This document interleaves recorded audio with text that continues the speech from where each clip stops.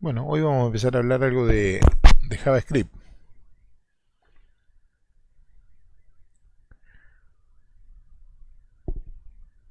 JavaScript es ya sí un lenguaje de programación, a diferencia de lo que veníamos viendo hasta ahora, que era un lenguaje de marcas, como HTML.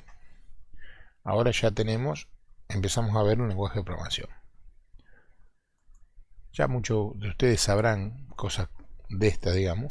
Bueno, yo acá creé un archivito nuevo que le puse JS001. Puse un estilo como para decirlo. No sé si habíamos visto este estilo, que más de una etiqueta le puedo dar el mismo estilo separándola por coma. Acá le puse que todos los H1 y todos los H2 alinee el texto al centro y los ponga subrayado. Bien. ¿Cómo se hace para incluir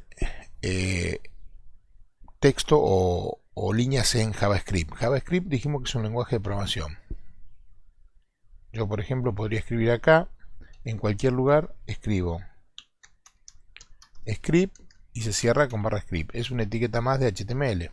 Solo que todo lo que escriba acá dentro de estas dos etiquetas va escrito en lenguaje JavaScript. Por ejemplo, puedo poner, todavía no sabemos lo que hace el alert, pero en definitiva, ahí yo estaría diciendo alert muestra. En realidad, alert es un método de un objeto bastante conocido por nosotros, que después vamos a ver cuál es, que es el objeto window. En realidad este método lo que me hace es mostrar una ventanita emergente, un pop-up que dice hola curso, por ejemplo. Vamos a ver si es cierto y después vamos a ver. Ahí está, ¿ven? Me mostró un emergente que dice hola curso. Cuando le doy a aceptar, vuelve al original. Algunas consideraciones. No es lo mismo mayúscula que minúscula. Esta sentencia es alert toda en minúscula. Los puntos y comas atrás son opcionales. Ahora vamos a ver algunos ejemplitos que podría no ponerlo. Hay que tener cuidado porque si no los pongo, me puede tomar la línea que sigue como continuación de la primera. Generalmente no, generalmente el enter ya es un punto y coma, o sea, es un separador. Pero a veces puede ser que no suceda esto. Hay otras formas de incluir script, por ejemplo. Antes era muy usado un type, poner acá. Digo antes porque ya no se usa más esto, ya los navegadores interpretan que todo lo que sea script es JavaScript y que está escrito en JavaScript, digamos. Pero antes se ponía acá un type y a lo mejor se ponía que estaba escrito en ASCII puro y que se escribía en código JavaScript. Hoy ya esto no hace falta, ya quedó obsoleto directamente. Incluso en una época se usaba el language también. Y se ponía language igual y se ponía, por ejemplo, JavaScript o el lenguaje que fuera. Hoy todo esto ya no va más, ya con poner script solamente basta. A veces puedo poner también que el script está detallado en un archivo aparte. Por ejemplo, vamos a ejecutar esto primero. Vamos a ejecutar esto para ver cómo anda. Porque les quiero mostrar algo para ya empezar a hacer referencia a ese algo.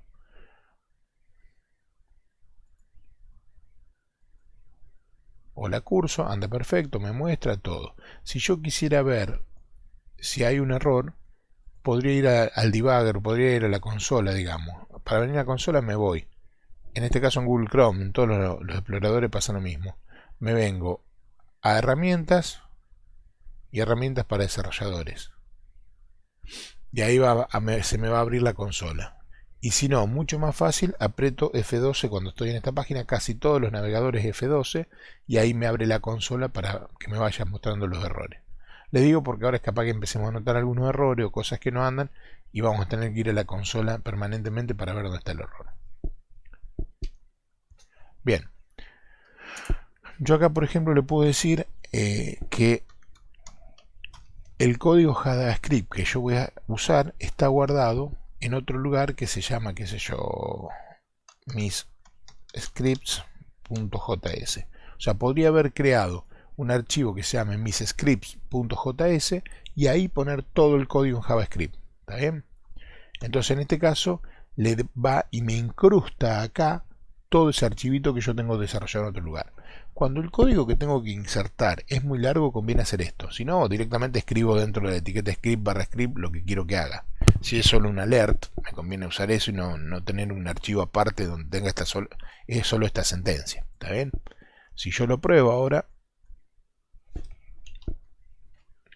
ejecuto, refresco y fíjense que refresqué, aprieto F5 o control F5, me peleo con la máquina y no anda.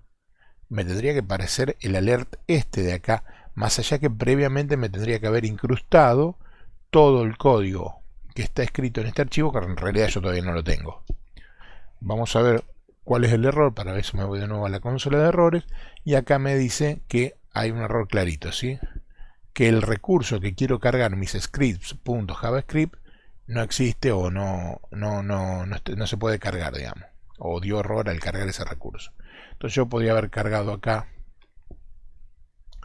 creo un nuevo archivo, en este caso le pongo por ejemplo alert,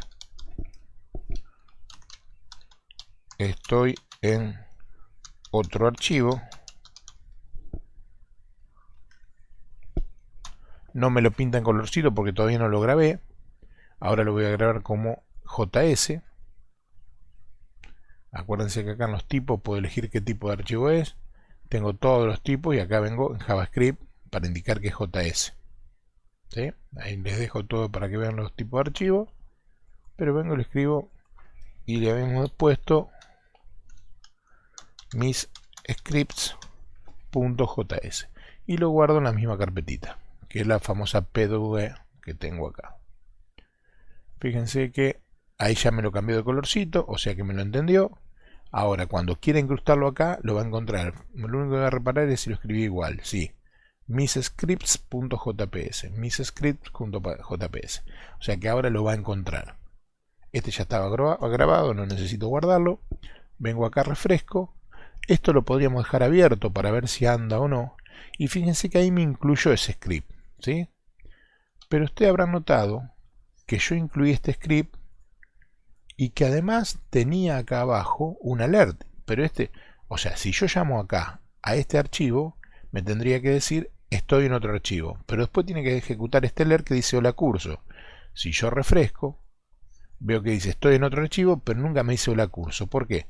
Porque cuando yo incluyo de esta manera un archivo externo, todo lo que está entre medio no se ejecuta. Es más, si quieren lo pueden escribir todo en el mismo renglón. La etiqueta script siempre se debe cerrar, ¿no? Pero ahí lo ideal sería escribirlo así, digamos, que me incluya este archivito que está en otro lado y no escribir nada en el script porque no le va a dar bolilla a todo lo que escriba en el script. ¿Se entiende? O sea que si yo, como lo tenía antes, así, esta parte no me va a andar. Bien.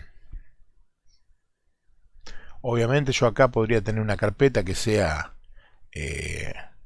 programas, por ejemplo, o JS, o el nombre que quiera, y ahí decirle que me vaya a buscar eso a esa ruta. Hola, buen día, Franco. Obviamente voy a sacar esta ruta porque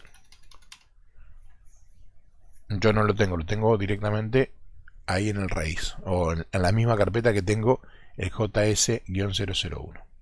Bien, yo lo voy a sacar porque si no, no me va a dejar ejecutar nada adentro. Yo te lo puedo ejecutar así, fíjense que lo inserté dentro de un documento HTML común. Pero yo acá les había hecho un JS000, yo acá podría tener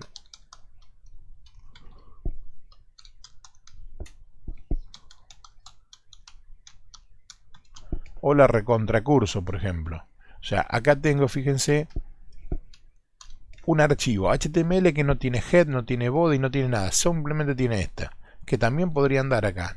Para escribir un script no necesito que algo tenga head, tenga body y todo. Obviamente que las normas dicen que sería más prolijo tener todo como debe ser, pero si yo ejecutara este ahora, por ejemplo, que es el J000,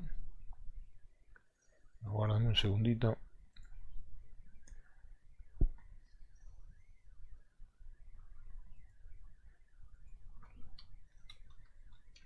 Si yo escribo JS000, anda perfectamente. Hola recontracurso. Y fíjense que yo en ese archivito solamente escribí esto. O sea que no necesariamente tengo que tener escrito todo el body, todo el head, todo las etiquetas HTML. O sea, escribiendo nada más que el script barra script me podría funcionar. No sería lo recomendable. Yo acá lo embebí, lo metí en un pedazo de HTML, metí un pedacito de código en script. Bien. Vamos a ir avanzando.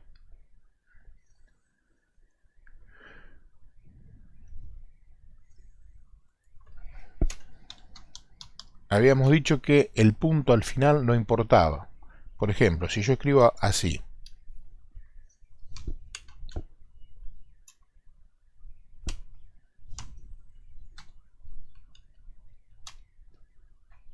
fíjense, yo acá voy a borrar este para que no me joda.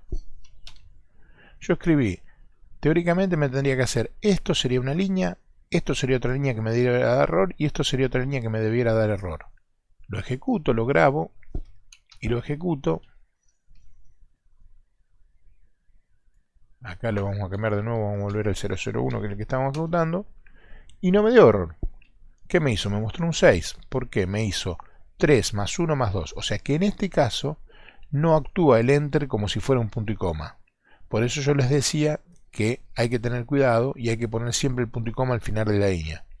En este caso el punto y coma, porque acá teóricamente es como si hubiera habido un punto y coma, porque le di enter. Porque yo hace un ratito dije que no son obligatorios los puntos y coma al final y que si no los pongo, el enter actúa como un punto y coma.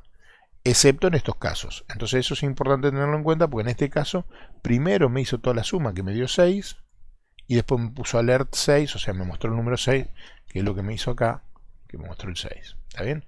Solo para que tengan en cuenta que a veces el punto y coma se hace necesario y que si no lo pongo no me actúa como yo quiero que me actúe. Obviamente uno nunca va a escribir esto. Si tuviéramos que escribir esto lo escribiríamos así, ¿no? Esto sería lo ideal. Y ahí ya sería... Bueno, en realidad no creo que jamás escribamos un alert de esto, pero bueno, podría ser una alternativa. Pero eso para tener en cuenta, para que sepan que no siempre que falte el punto y coma es bueno. Por eso podríamos acostumbrarnos a poner siempre el punto y coma. Si yo quisiera poner un comentario acá, comentario por línea, es de esta manera.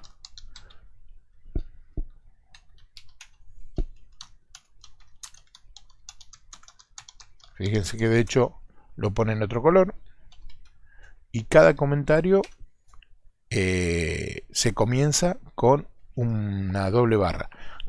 Además podría poner este comentario si quiero, lo puedo poner atrás. Por ejemplo, lo puedo poner acá atrás, ¿sí? Sigue siendo un comentario. Esto se los comento, valga la redundancia, porque es muy importante que después vayamos comentando. Primero, para que cuando yo corrija, entienda lo que quisieron hacer, me vayan contando lo que quisieron hacer.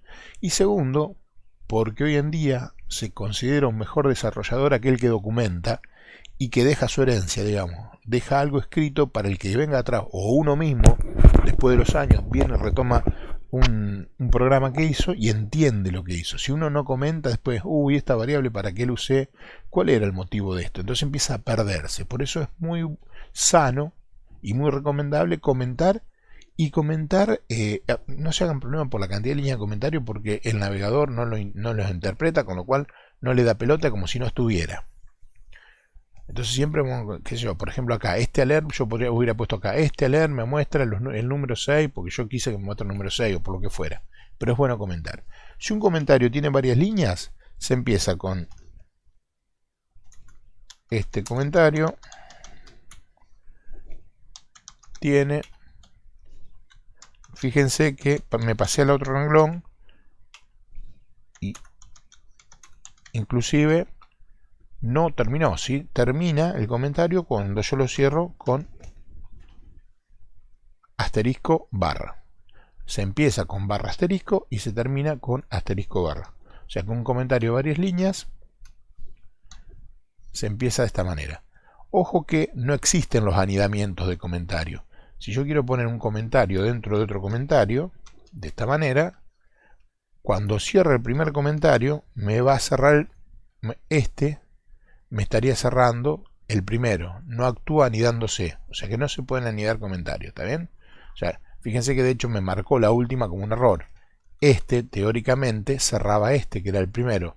Digo teóricamente porque no se respeta el anidamiento, no es como otras cosas que hemos visto que se pueden anidar. Acá no se puede anidar. Entonces acá queda así, ¿está bien? Bien, ahí tenemos la forma de comentar, que les va a ser muy útil porque cada ejercicio que hagamos, los que yo les pida van a tener que ir comentando para saber qué hacen, y lo que no les pida le va a servir a ustedes para si después tienen que agarrar el ejercicio, poder ver qué hace el comentario. Hay una sentencia que se dice que es usada en la forma moderna, que yo se la voy a dar, no la vamos a usar mucho, pero es el use strict. Use strict. Esto quiere decir que hay ciertas sentencias modernas de JavaScript que tiene que tener escrito use strict para que las tome, si no, no las toma. Y eso depende de las versiones de los navegadores, depende de la evolución tecnológica del software y todo eso, ¿no? Nosotros por ahora simplemente lo vamos a dar, vamos a decir que existe, y esto a veces me obliga a definir algunas cosas, o me obliga a usar ciertas sentencias que se llaman nuevas o modernas o recientes, digamos. Por ahora no le vamos a dar mucho uso, de hecho no le vamos a dar mucho uso en toda la materia, pero bueno, puede ser que se encuentren en algún sitio que encuentren que aparece el use strict, y es para eso, para forzar al lenguaje a utilizar códigos modernos de las últimas versiones de JavaScript. Y una cosa, por ejemplo, moderna en JavaScript es que antes las variables, por ejemplo, con respecto a las variables, ¿qué es una variable? ¿Alguien sabe? ¿Alguien se acuerda lo que es una variable? Un tipo de dato. Un tipo de dato. Bueno.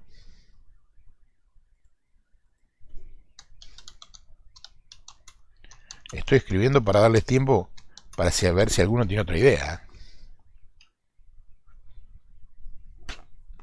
Vamos a ver varias cosas acá. Fíjense.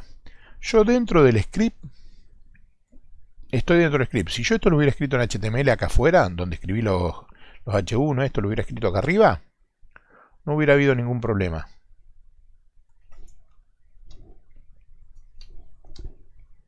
Fíjense que me lo puso todo en blanquito. En cambio acá dentro del script, esto no existe, ¿sí?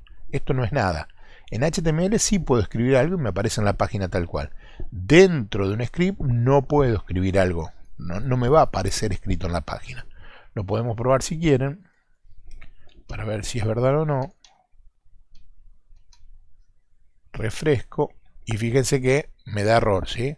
Se esperaba un identificador, me dice. Acá me dice en la línea 23. Entonces vamos a venir a la línea 23 y vamos a ver que efectivamente la 23 es donde yo hice la macana.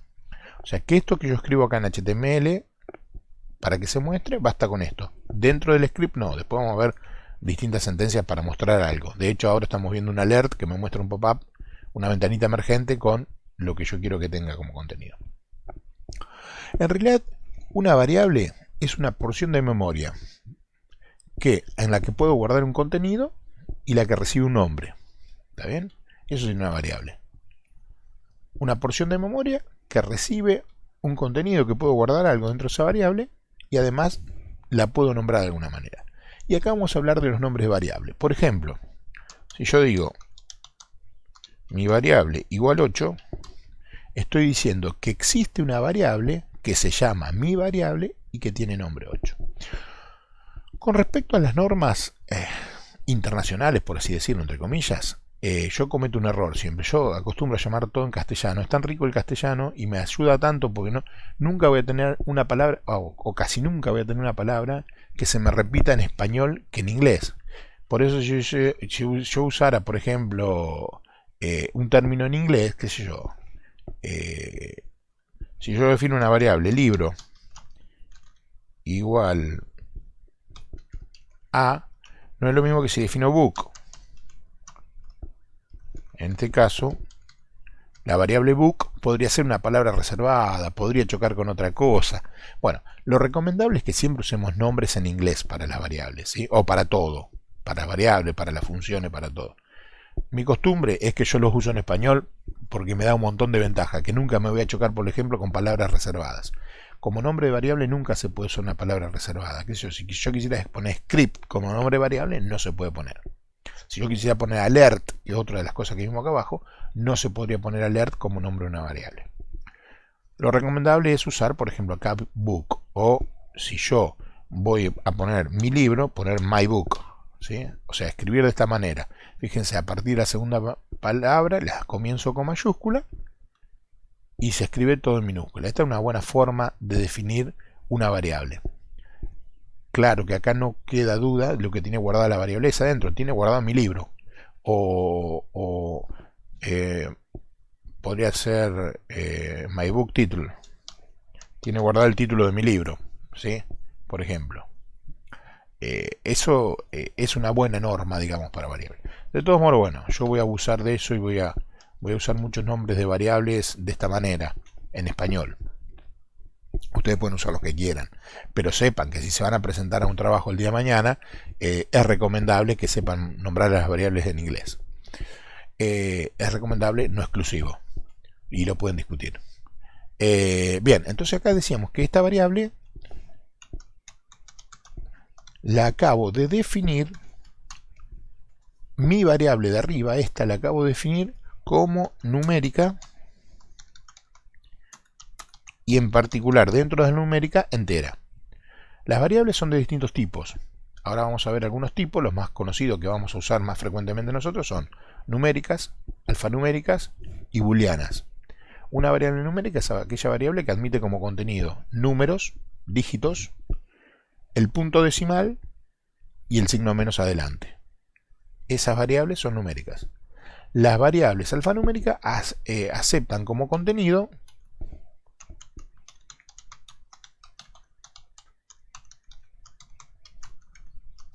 cualquier cosa, por ejemplo la palabra hola. En este caso mi variable alfanumérica es una variable alfanumérica porque guardé dentro una palabra, la palabra hola. En este caso la variable, mi variable escrita con la B larga mayúscula, la B corta mayúscula, es una variable numérica entera. En cambio esta otra, que es distinta, ¿por qué es distinta? Porque la B corta está en minúscula, entonces otra variable diferente. En este caso también es numérica esta variable, pero es de simple precisión o float, o como quieran llamarlo, con coma, punto flotante, tiene distintos nombres, ¿no? Pero en definitiva es con decimales, una variable con decimales, numérica con decimales. 2.3 sería el contenido. Lo importante es que si tiene mayúscula, son dos variables diferentes. Bien. Acá ya definí tres variables diferentes. Definí una numérica entera, una alfanumérica, una numérica con coma y una alfanumérica. Las variables son camaleónicas. ¿Qué quiere decir camaleónica? Yo después dentro de mi variable, por ejemplo, podría escribir esto, y mi variable que acá era numérica de simple precisión, automáticamente pasó a ser alfanumérica. Son camaleónicas porque se van adaptando al contenido que tienen, digamos. Si yo guardé 2.3 adentro, esa variable que es con coma o de simple precisión, numérica de simple precisión, y después al cambiar su contenido, automáticamente pasó a ser alfanumérica esa variable. Este tema es muy conocido por ustedes, no sé si estamos teniendo algún problema o vamos bien. Vamos bien, profe. Bien, sigo entonces. Antiguamente las variables se declaraban con esta sentencia, así como está acá. Acá, ¿qué hice? Acá declaré. ¿Qué significa declarar una variable? Significa darle a conocer al programa que existe la variable. Eso es declarar una variable. Es decirle, bueno, a partir de ahora existe la variable, mi variable. Antiguamente se usaba la sentencia var para definir una variable. Y había una definición que var era una variable global, mientras si no le ponía var era local o al revés, no importa. Hoy lo que se usa para definir las variables es let. En este caso, let mi variable. Let dato, por ejemplo. Que defina el dato acá. En este caso, estoy definiendo la variable dato, la estoy creando. Y podría guardar un contenido dentro de la variable dato en otro momento. En este caso, hice en dos sentencias lo que acá había hecho en una. Acá definí que existía la variable mi variable y le guardé un 8 adentro. En cambio acá, en un renglón, definí que existe la variable dato y en otro le puse un contenido. Esto también se puede. ¿Vamos bien? Sí. Bien. Entonces, esto habíamos dicho que las variables, fíjense, si yo acá quisiera mostrar, por ejemplo, que tiene dato adentro, obviamente agrego un alert dato, que más que esto no sabemos hacer por ahora.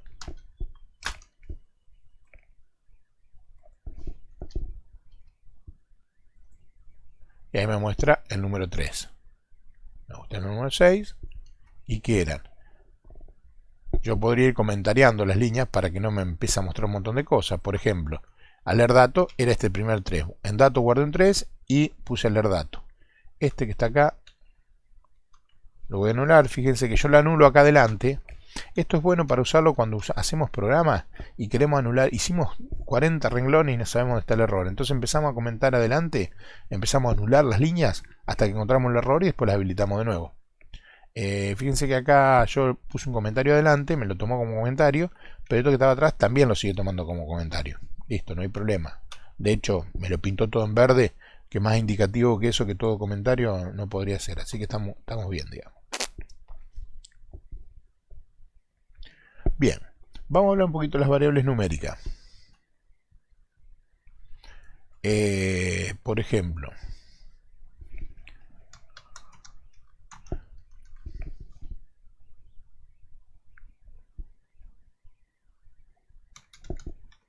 en este caso defino la variable numérica de esta manera.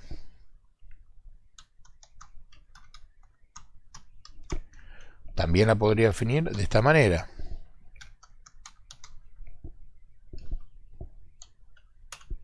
Fíjense, acá usé comillas y acá usé comillas simples.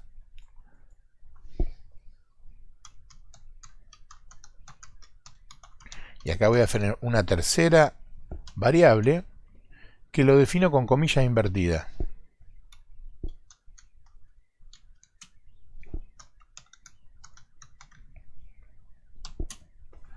Se pueden usar comillas invertidas para poner, bueno, acá no me salió, voy a ver si puedo, ahí está. Las comillas invertidas son las comillas que se dan vuelta para el otro lado. También pueden guardarse el contenido de una variable en comillas invertidas. Y ustedes me dicen, pero si ya tengo la 2 arriba, ¿para qué quiero tanto? Está bien, porque en estas comillas invertidas yo puedo incrustar variables. Yo, por ejemplo, dentro del contenido de la variable otro nuevo valor, podría ponerle, por ejemplo, escribirle pesos y la variable que quiero que tenga.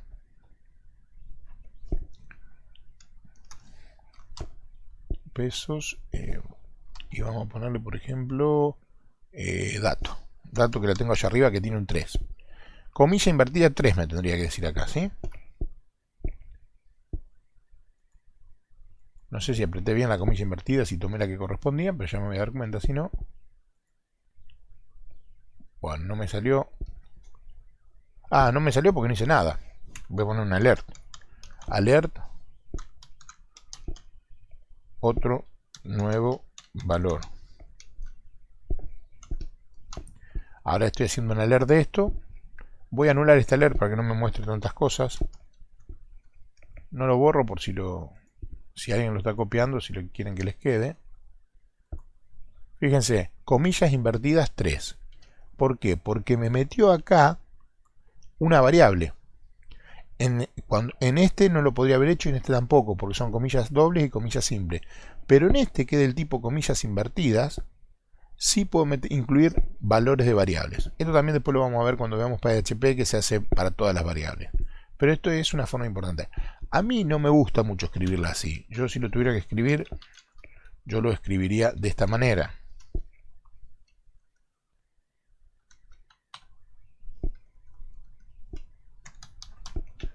Entonces acá, ¿qué hago? Perdón. Lo escribiría de esta manera. Acá sería comillas invertidas y el más, cuando uno de los dos es alfanumérico concatena. O sea que acá el contenido va a ser comillas invertidas 3. ¿Por qué? Porque me concatena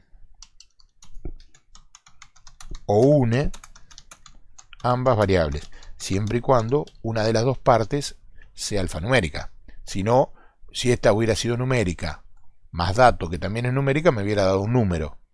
Pero cuando uno de los dos, al menos uno de los dos, es alfanumérico, como en este caso, y le pongo un más a otra variable, si esa otra variable es numérica, me los concatena, numérica o alfanumérica, si es alfanumérica con más razón. Pero en este caso, otro nuevo valor sería alfanumérica. Voy a anular este. Voy a ver si es cierto que esta forma... Por ahí esta forma un poquito más tradicional, pero es la que, bien que hace lo mismo. Bueno, ahí me falta un espacio, ¿no? Un espacio. Yo tendría que haber dejado acá un espacio para que me quede más prolijo. Ahí está, comilla invertida 3, logré el mismo efecto que había logrado con este de acá arriba, ¿sí? Lo que pasa es que acá lo incrusté a la variable dentro del contenido de la otra variable, otro nuevo valor, y acá lo que hice fue concatenar. Concatené un alfanumérico con un numérico. Las operaciones algebraicas, voy a anular este alert. Las operaciones algebraicas son como en cualquier lenguaje, ¿sí? Como yo vimos acá arriba, por ejemplo, habíamos visto acá que si yo ponía en algún lugar, bueno, habíamos hecho una... Ah, la borramos. Habíamos hecho, por ejemplo, alert 2 más 5, en este caso no va a tener dudas el lenguaje, va a mostrar un 7, porque hace 2 más 5, y ahí me muestra el 7, que lo resolvió algebraicamente. Por ejemplo, si yo hiciera 2 dividido 0,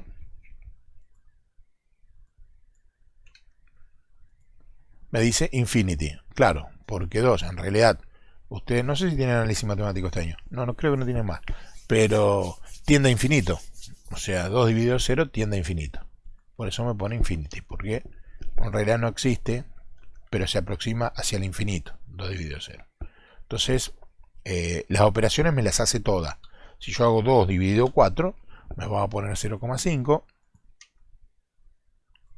sea, todas las operaciones algebraicas las sabe hacer. Hay algunas operaciones en particular. Por ejemplo, yo puedo usar la variable resultado, o si vamos a usar la metodología esta de result, la pongo en inglés, y podría poner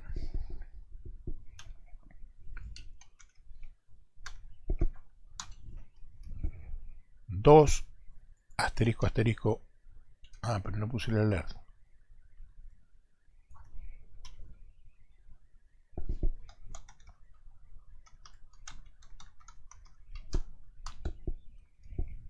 Si lo pruebo ahora, 8. ¿Por qué? Porque en realidad 2 asterisco asterisco es elevado al cubo. 2 al cubo sería 2 por 2 por 2. 2 por 2, 4 por 2, 8. O sea, 2 al cubo es 8. Entonces, las operaciones tradicionales son suma, resta, multiplicación y división. Pero además tenemos, por ejemplo, potenciación. Si quisiera hacer, por ejemplo, la raíz cuadrada de 49, sería 49 elevado a la 1 medio. ¿Está bien? ¿O es muy matemático esto? 49 elevado a la 1 medio sería raíz cuadrada de 49, que sería 9. Perdón, 7. Qué bruto que soy. 7 por 7, 49. 9 por 9, 81. Raíz cuadrada de 49, 7. Está bien. ¿Está? ¿Me fui al carajo con la matemática? No, creo que ahí me estaba acordando cómo era. Ah, bien, bien. La raíz cuadrada de 49 es qué número multiplicado dos veces te da 49. Es 7. 7 por 7, 49. Sí, Pero ahí sí, me estaba fijando lo de un medio, pero ahí ya lo entendí. Claro, por ejemplo, si ponemos un tercio, sería la raíz cúbica de 49, que ahí sí te va a dar un bolazo. No sé cuánto. Claro. Sería un número que multiplicado 3 veces te dé 49 o lo más próximo a 49 posible. Bien, ¿venimos bien? Sí, profe. Bárbaro. ¿Qué se puede usar para el nombre de variables? Para los números de variables se pueden usar letras en mayúsculas, letras en minúsculas, el signo pesos, el underscore o guión bajo y números. Nunca empezando por un número. Por ejemplo, si yo voy a definir, qué sé yo, esta sería un nombre de variable permitida. En realidad no cumpliría con las reglas que acabamos de definir. Este sería más acorde, digamos, username. Obviamente, podríamos poner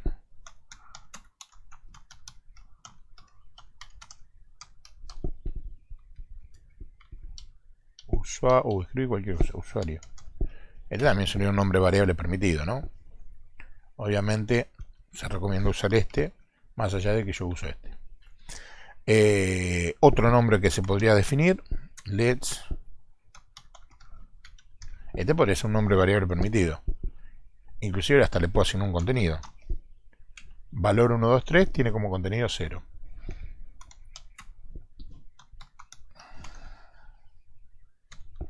Este sería otro nombre variable permitido.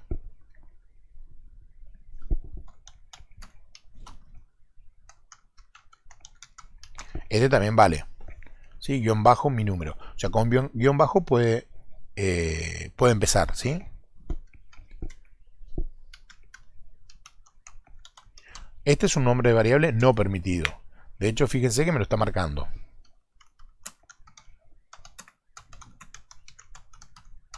Este nombre variable está mal definido.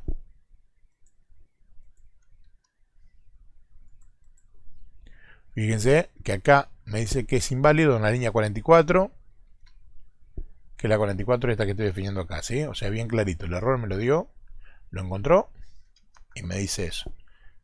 Por eso le voy a poner acá adelante una doble barra invertida para anularlo, para indicar que está mal definido. O sea que los nombres de variables pueden tener signo pesos, guión bajo, letras mayúsculas, letras minúsculas y números, nunca empezando por un número.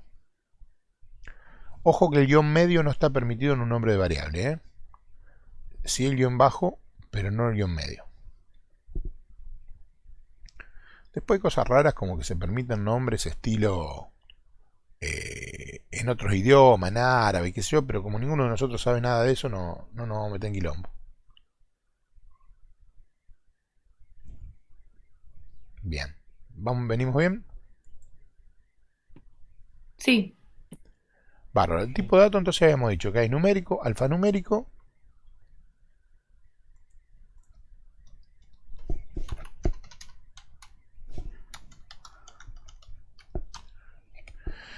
Y después están los tipos booleanos.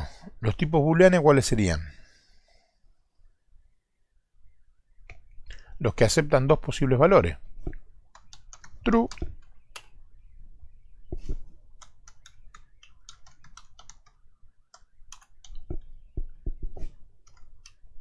o false. ¿Sí? En este caso, respuesta tiene como contenido, son dos variables booleanas, porque guardea dentro de ellas o la palabra true o la palabra false. O sea, verdadero o falso. Yo ahí podría preguntar, bueno, no vimos todavía el condicional, así que no voy a usar un if, pero podría preguntar if respuesta, estaría preguntando si la respuesta es verdadera. Entonces, la respuesta es verdadera, que en este caso me va a dar que sí, hace lo que tenga que hacer, si no, hará otra cosa. Entonces, eso es son las variables booleanas. Después hay dos valores que pueden tomar las variables, que puede ser null o indefinido. Null cuando no tiene nada dentro una variable, indefinida cuando no está definida la variable. Undefinite, lo escribí mal. Undefinite. Undefined. Sí, la escribí bien. No sé por qué a la vista no me resultaba. Pero está bien. Null cuando no tiene nada dentro de la variable. O sea, puede existir, pero no tiene contenido. Y indefinida cuando no está definida la variable. Vamos a anular los alertas que tengo antes. Yo, por ejemplo, puede ser que en un momento, en un programa determinado, llego a un punto que no sé qué tipo de variable tengo. Entonces lo que puedo usar es la sentencia typeof. Typeof me dice el tipo de variable que es. Por ejemplo, yo podría tener alert typeof y vamos a ver qué variable tengo allá arriba, por ejemplo. Nombre, valor que es string, ¿no? Alfanumérica string.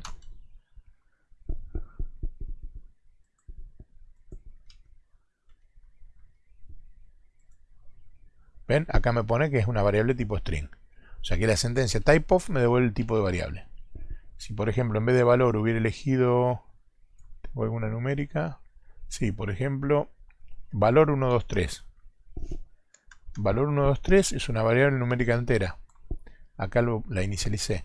Si yo ahora le digo que me devuelva el tipo de variable de valor de 123, refresco y me dice number. Está bien, porque es numérica. O sea que en definitiva el typeof me puede permitir en algún momento de la vida saber con qué tipo, de qué tipo es la variable por si la necesito para algo. Hay otro tipo de variables, por ejemplo dentro de la variable numérica hay una que es bigint, que es entera más grande, digamos, pero no vamos a hacer uso de esas variables, así que no le vamos a dar mucha bolilla por ahora. Bien, yo les enseñé que había hay una forma de mostrar un cartel, un alert, que es esa que vimos recién, mostrar un pop-up que diga algo. Eso se hacía con alert. Yo voy a pasar esto para arriba y voy a ir anulando esta para que no me muestre el alert. Así como esta, que solamente la vamos a usar para hacer algunos ejercicios ahora, existe por ejemplo el prompt. El prompt se utiliza para esperar que el usuario ingrese algo.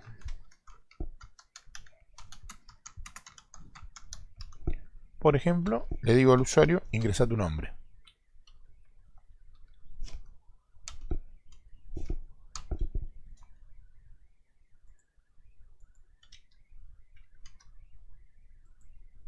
Ahí está. Ingresa tu nombre. ¿Le doy a aceptar o le doy a cancelar?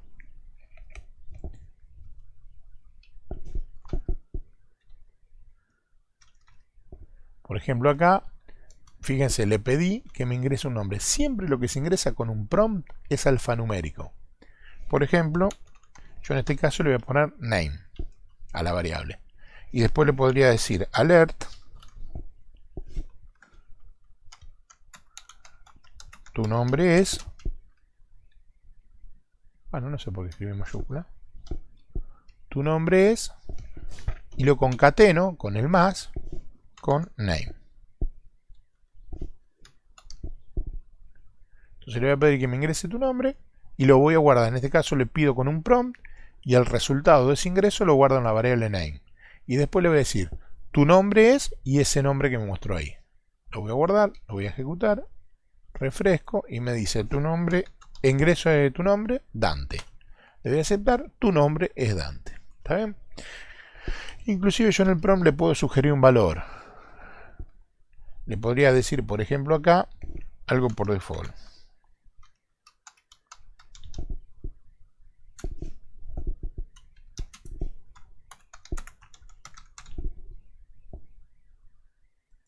No tiene muchas virtudes, ¿no? Esto. Fíjense que ahí me inicializó con el texto nombre de la persona. No quieran ni trabajar esta ventana en forma modal, o sea, moverla para distintos lados, hacer cosas raras, porque para lo único que sirve es para esto.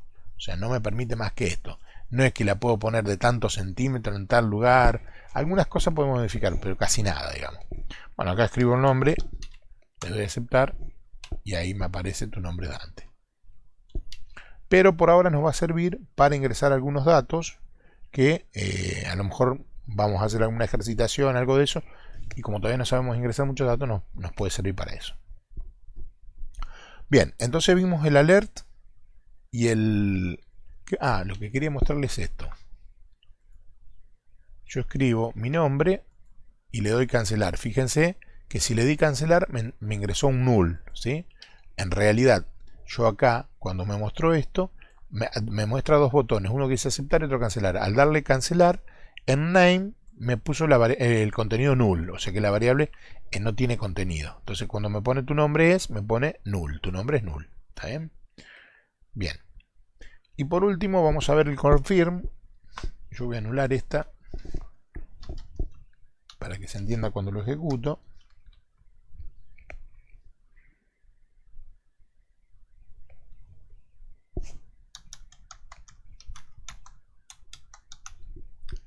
El confirm funcionaría más o menos igual. Fíjense que ahí me da la sugerencia mensaje. En este caso, por ejemplo,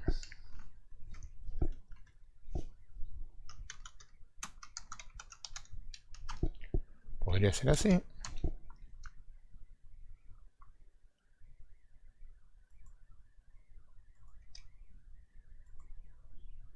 ¿Sos docente? ¿Sí o no?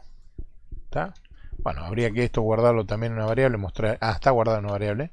Lo guardo en result, podrías hacer un alert result para ver qué me puso en cada caso.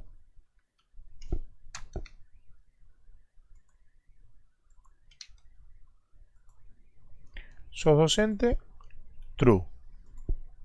Lo ejecuto de nuevo. ¿Sos docente? Cancelar. False. ¿Sí? Me pone true o false. O sea que el confirm tiene dos posibles resultados. Sí o no. Verdadero o falso. O sea, acá no pide que se ingrese nada. Simplemente me pide que sí o que no. Y pone true o false según qué es lo que se ingrese. O sea que las tres alternativas que existen para ingresar o para mostrar o ingresar datos son alert, confirm y prompt. Después vamos a ver que nosotros los datos los vamos a ingresar siempre a través de caja de texto, haciendo controles que son los formularios que vimos en HTML. Bueno, las variables se pueden ir cambiando de tipo. Por ejemplo, las puedo convertir. Hay muchas formas de convertir una variable. Por ejemplo, yo podría escribir, vamos a anular esto acá para que no me pida nada.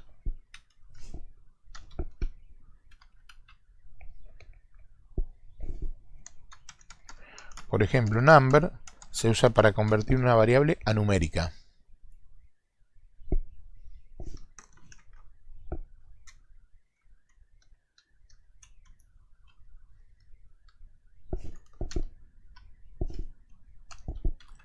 Yo acá les voy a decir que me muestre en un pop-up el resultado de convertir lo que está dentro a numérico.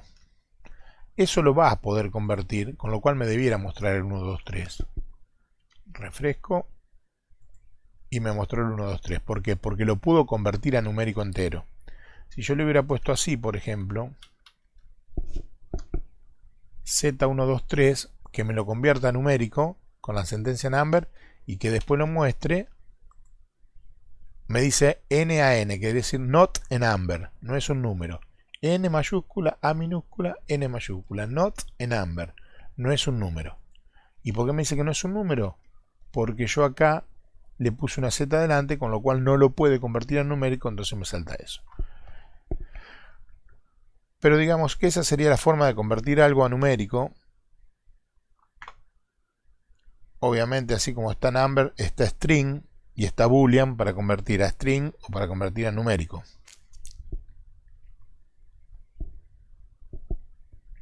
Creo que no merece mayor explicaciones, por eso no me explayo.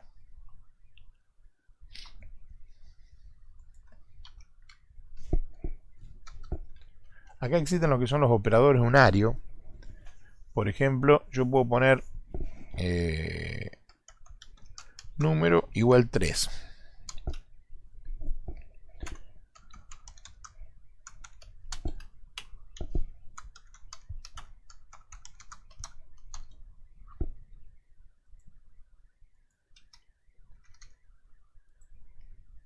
Fíjense que me mostró un 4. ¿Por qué? Porque yo en realidad lo que hice acá fue a la variable número le asigno un 3. Este número es lo mismo que si yo hubiera escrito número igual a número más 1. Que por ahí los que vieron otro tipo de lenguaje habrán visto, inclusive con espacio, lo habrán visto acá en el medio. Por ahí lo vieron escrito así. Escribir esto así o escribir número más es exactamente lo mismo. Es un operador unario. ¿Cuándo un operador es unario? Cuando trabaja con un solo término. En este caso es el término número. En cambio acá el signo igual, que es una asignación, es un operador binario porque tiene dos términos, ¿sí? En este caso es unario. Lo que hace es tomar lo que está en número y le suma 1. Entonces en este caso, como el número era igual a 3, le sumo 1 y por eso me muestra un 4. O sea, le sumo 1 y lo vuelve a guardar en número. Es una asignación igual que esto. Obviamente, así como existe esto, también existe el negativo, ¿no? Si yo ahora le digo la primera vez me muestra un 4 y después me va a mostrar un 3 porque le resté 1 a número y lo volví a guardar en número. Si yo lo ejecuto ahora, me muestra un 4 y después me muestra un 3. ¿Está? Por ahí el más famoso ese, que lo vamos a usar mucho para bucles, fundamentalmente para el bucle for. Hay otros operadores unarios. Hay un operador que no se los di, pero que me parece importante, que es el operador módulo. El módulo me guarda el resto de la división. O lo que es lo mismo, para saber si un número es divisible por otro. En este caso, esperen que voy a anular los alerts anteriores para que no me salgan. En este caso le voy a decir que me muestre resto. Y acá que me vamos a estar mostrando, me vamos a estar mostrando el resto de la división entre 25 y 4. 25 dividido 4 es 4 por 6, 24. 6 por 4, 24. Al 25, 1. O sea que el resto de la división entre 25 y 4 es 1. ¿Está bien? Entonces me debiera mostrar un 1. Es el resto de la división, no el cociente, el resto. Y efectivamente me mostró un 1. Por ejemplo, si yo hubiera puesto el módulo entre 25 y 3, 25 dividido 3, bueno, también me da 1. 25 dividido 2, también. Bueno, todo me da 1, pero... ¿Qué te muestra, Dante, los decimales? No te muestra los decimales, te muestra el resto de la división. El resto. Vamos a hacer con un ejemplo más chiquito. Por ejemplo, 4 módulo 2. Sería, si vos dividís 4 dividido 2, ¿cuánto te da? 2. ¿Y qué resto te da? 0. 0. Ahí te va a mostrar un 0. O sea, te muestra el resto de la división. Fíjate, te mostró un 0. ¿Sí? Porque, por ejemplo, 100. Si vos haces 100 dividido 3, ¿cuánto te da? 33. Y te sobra 1. ¿Sí? También ahí el resto te va a dar 1. Es el resto de la división. Por ejemplo, si haces dividido 4, te da 25 entero. No te sobra nada. Ahí te da 0. Bueno, dividido 5, 6, por ejemplo, habría que poner dividido 7. 7, o vamos a poner... Sí, 7, a ver. Fíjate que me dio 2. ¿Por qué? Porque 100 dividido 7 me da 7 por 70, serían 94. Bueno, claro. O sea, 14 y te queda 20,28. Claro, pero olvídate la coma, es el resto de la división. Tenés que hacer la división como cuando la hacías en la primaria. Sí, lo que te sobra, digamos. ¿Se entiende? Sí. ¿Para qué se usa mucho esto? Por ejemplo, si yo hago un número dividido 2, si el resto es 0, quiere decir que es múltiplo de 2. O sea que es par, por ejemplo. ¿Qué sería, Dante? ¿No sería esto para redondear? No. No. Esto se usa para saber si un número, por ejemplo, es par o no es par. O si un número es múltiplo de otro. Por ejemplo, yo te digo a vos, que después lo podemos hacer si quieren como ejercicio con un bucle, escríbeme la tabla del 4. Entonces vos vas haciendo, o yo ingreso un número y me decís, ¿es múltiplo de 4? Y divides por 4. Si el resto, hace la operación resto 4. Si te da 0, quiere decir que es múltiplo de 4. Si no, no.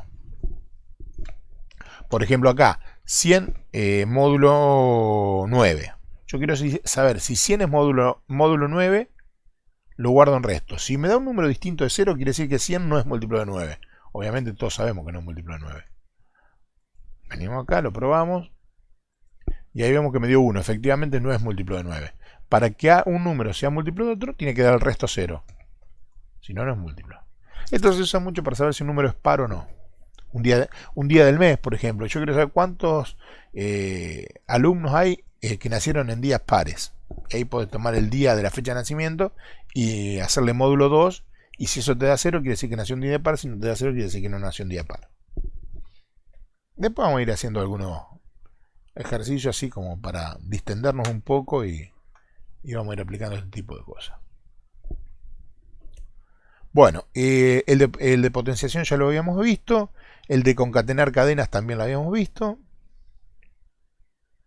Estoy repasando a ver si me falta alguno. Obviamente que hay más operadores, pero no me parecen de importancia.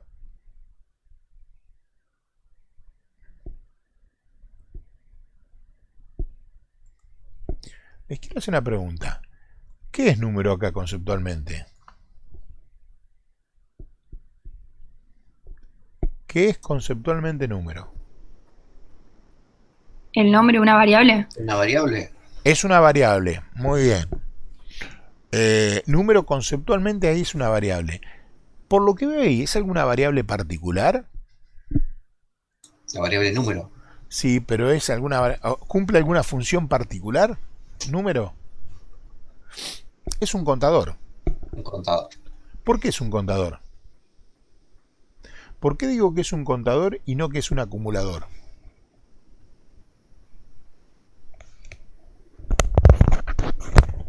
Porque a los contadores, yo siempre hago las preguntas para contestármelas yo, no los quiero poner en compromiso que contesten, ¿eh? La digo, le doy un ratito para que las piensen y después trato de aportar en algo. ¿Porque va ordenado o no? No, porque se le suma siempre el mismo valor fijo. Ah, el mismo. Cuando a una variable a lo largo de un programa se le suma siempre el mismo valor fijo, es un contador. En este caso número más 1 va contando de uno en uno. Yo podría tener, por ejemplo,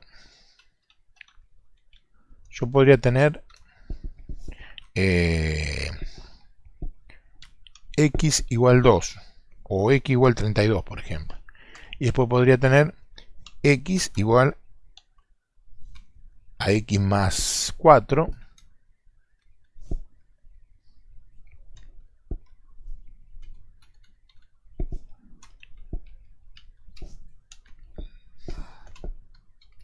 Fíjense, acá x es una variable numérica entera que está inicializada en 32. Pero después a lo largo del programa, obviamente esto debe estar desparramado por el programa, a x se le suma 4, después se le vuelve a sumar 4, y va contando de 4 en 4. 32, 36, 40, 44, 48. ¿Sí? Ustedes háganse la idea que se paran en la puerta del salón y hacen pasar a los alumnos de 4. Y van contando 4, 8, 12. Por eso se llama acumulador. Perdón, contador, porque va contando. En el caso anterior, que a número se le sumaba 1, es un contador que va de 1 en 1. En este caso es un contador que va de 4 en 4, va contando a 4. En cambio, cuando una variable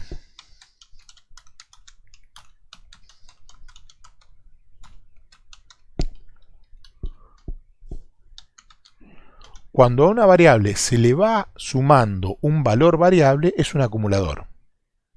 Supónganse que yo... ¿Sí? Eso podría ser, por ejemplo, en el súper, que se le suma un nuevo valor que no va a ser siempre el mismo. Claro. Por ejemplo, supónganse que yo diga, bueno, vamos a hacer una colecta de lápices para los chicos que no tienen lápices, entre todos vamos a empezar a traer lápices. Y un día hoy me traen 2 lápices. Mañana me traes 5 lápices. Después me traes 4 lápices. Yo fui acumulando lápices, ¿sí? Y fui sumando cantidad variable. El primer día sumé 2 porque me trajiste 2. A ese 2 al segundo día le sumé 5 porque el segundo día me trajiste 5. 5 más 2, 7. Ya tengo 7 lápices en mi valor. Fíjate que no fui sumando siempre el mismo valor. Por eso es un acumulador. Un balde de agua es un acumulador, porque en el balde pongo 1 litro, después vengo y le agrego medio litro más, después le agrego 2 litros, entonces voy sumando cantidades variables, por eso es un acumulador. Esta es una definición. Ahora, ¿le sirve para algo la definición? No. A la hora de hacer un programa, no. Pero el concepto tienen que saberlo. La diferencia entre acumulador y acumulador es aquel que va sumando siempre una cantidad fija, la misma cantidad fija. Si yo a número alguna vez le sumara 1 y después le sumo 8, no es un acumulador, no es un contador, es un acumulador. Porque va sumando valores variables. En cambio, el contador va sumando siempre valores fijos. Esa es una diferencia fundamental. Por ejemplo, si yo quisiera calcular el promedio de las notas de ustedes de este año, yo acumularía, o sea, sumaría todas las notas y dividiría por un contador que es la cantidad de materias que tienen. Entonces, para ir sumando las notas, usaría un acumulador. Y para ir sabiendo la cantidad de materias, usaría un contador. Después hago el acumulador, divido el contador y me da el promedio que cada uno de ustedes tiene. ¿Entiende? Sí. Bien. Sí, No tenía nada que ver con lo que veníamos haciendo, pero el concepto de acumulador y contador me parece interesante y lo vamos a usar mucho. Lo van a usar ustedes.